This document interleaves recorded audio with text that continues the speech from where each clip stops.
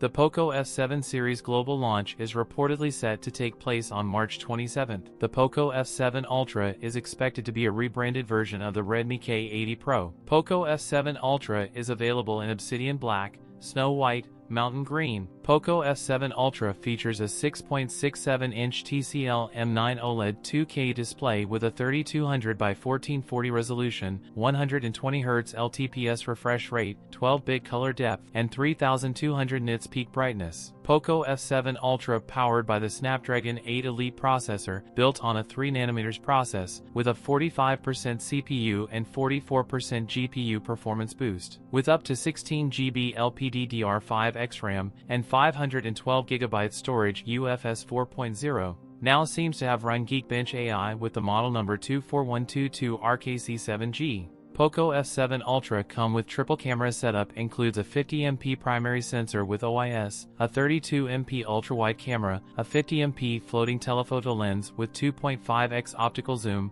and 20MP front camera. Poco F7 Ultra has a 6000 mAh battery with 120W wired and 50W wireless charging. That's it for today's video. If you enjoyed it, don't forget to like, comment, and subscribe for more content. Thanks for watching, and I'll see you in the next one.